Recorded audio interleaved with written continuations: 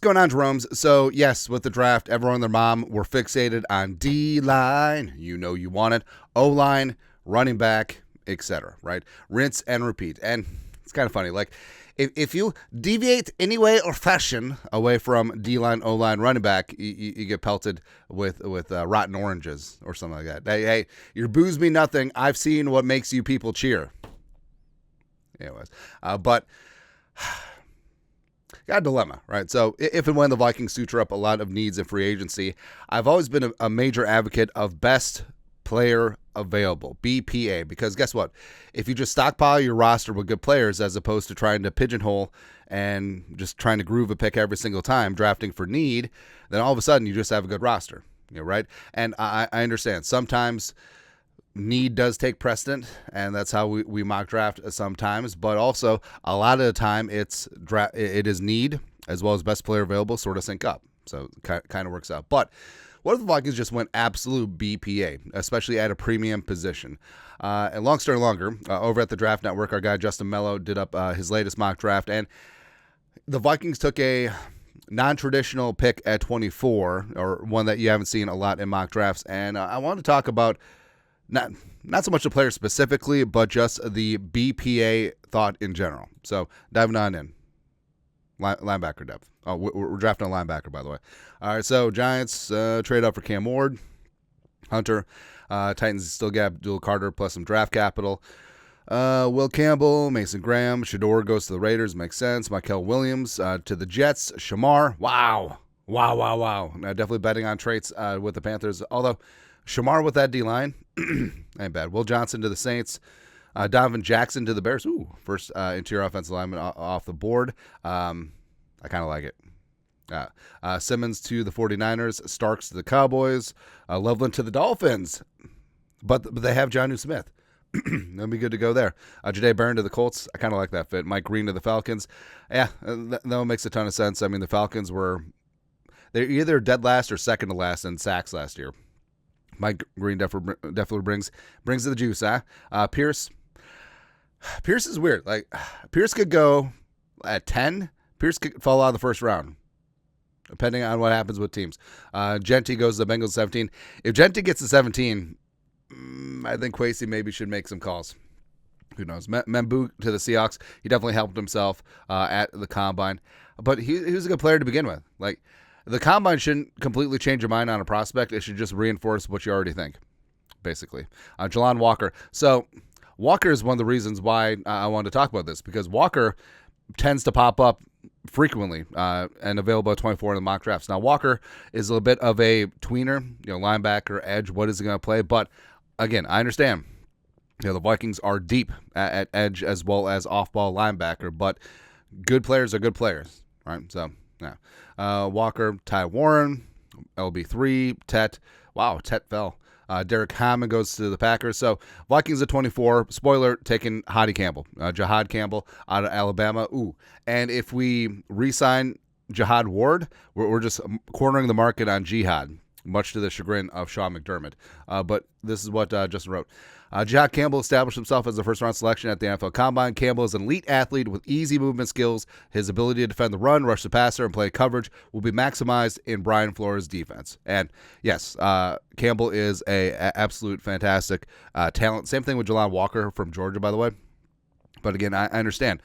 But you got Grenard and AVG and Diamond Dallas Turner and Cashman and Pace. Why do you need another player like this? Good players are good players. And it is a premium position in the Flores defense. But look around, Banks could kick inside, although Banks is frequently comped to Darisaw. I just feel like you have to let him play tackle. Yeah. Plus, he's a 4-year starter left tackle for the Longhorns. Matthew Golden, Emin Ware. So it does balance in. Like, people would think, like, obviously Emin Ware should be the pick, especially if they don't re-sign Cam Beasley or Harrison retires. But what if Jihaad Campbell is just the best player on the Vikings board? Now, it doesn't have to be your board, but what about the Vikings board? So should they take a player lower on their draft board just because it fits a position that they need? I don't know. It's always a tough conversation. Landon Jackson, I think, is super underrated. Hairston working his way into the first round. Kenneth Grant, Donovan, Booker. Booker's going to be fine. I know that people make a big deal about his combine. Booker's going to be fine. But, no Walter Nolan. No Walter Nolan in this first round. Kenneth Grant is going to be there. Now, I understand like a lot of people would be upset because Walter Nolan on board, Kenneth Grant on board, Evan Warray on board, Harrison on board, Ravel on board, Harrison. So there's a lot of players that would fit the needs better for the Vikings. But Campbell's no slouch, man. So he's 21 years young, 6'3", 235, a 2-year starter at Alabama, teammates with Diamond Dallas Turner, as well as the late great Kyrie Jackson. Played a mix of off-ball and edge rusher. 2024 played a little bit more on the edge. 54 tackles, 20 pressures, 5 sacks, 81.6 PFF grade, first team all SEC. And as Justin said, like at the combine, checked all the boxes. 9.85, ran a 4.52, 10-foot 7-inch broad jump at that size. It's just pretty damn good. And also his scouting report from Lanzerlet and NFL.com. NFL comp Trevin Wallace. Campbell has the build and traits of an Alabama linebacker, but might need to upgrade in some areas. He doesn't play with early instincts or play recognition and is inconsistent in challenging blockers and leveraging his run fits. Campbell uses his speed and athleticism to help mitigate mistakes and get to the football at a relatively high rate. He's rangy, consistent open field tackler who excels on third down as a fluid blitzer. An impressive cover talent. The elite traits and athletic talent will be tantalizing, but the best way to utilize him might be a full-time 3-4 rush linebacker where he can play more proactively instead of reactively as an off-ball linebacker. And as I pointed out, the Vikings are deep in most of those spots, but remember, Andrew Van Ginkel is going to be on the wrong side of 30. Plus, he's in a contract here, only signed a 2-year deal.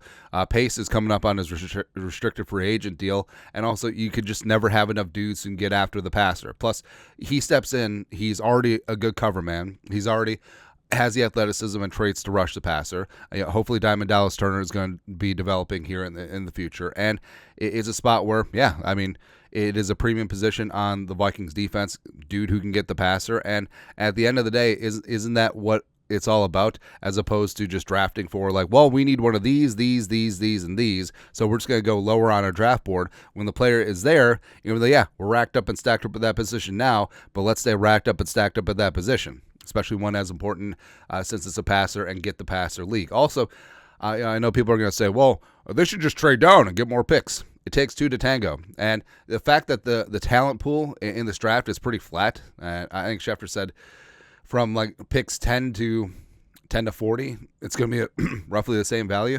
I'll even take it a step further. I think from 10 to about 70, you're going to have a mix of players that could go in the first round, could go at the top of the third round. And I think that teams see that as well. So absent some team really jonesing for Jackson Dart or something like that, I don't know if the Vikings would get value in terms of a trade down, because a lot of other teams probably see the talent in this draft pretty flat as well. So why would they give up premium capital to move up and take a player at 24 where they could stick and pick and probably get similar value? All right, so might not be able to trade down. Isn't as automatic, and if they're stuck at 24, just take the best player on your board. Just go ahead. Yeah, especially one, like Jihaad Campbell, who does have a sky-high ceiling as well. But I don't know, it's just something interesting because I know, yes, D-line, O-line, running back, rinse and Marion Hampton didn't make it in the first round. Rinse and repeat. But at the end of the day, free agency for need, draft best player available. Just go get a roster of dudes. And that's how the rich stay rich. I mean, that's how the Ravens are consistently rebuilding their front seven. Same thing with the Eagles. I mean, stupid Eagles and their stupid faces. Also, rebuilding their O-line, just getting Tyler Booker 32. Come on. And Booker's going to turn into an all-pro guard for them. But it's testing. That's so dumb. Anyways, your thoughts are thoughts. Over at the Draft Network, Vikings go pure BPA, taking linebacker Jihaad Campbell. Let us know your thoughts. Our thoughts, comment section. You guys are the best. You know what to do. Skull production value.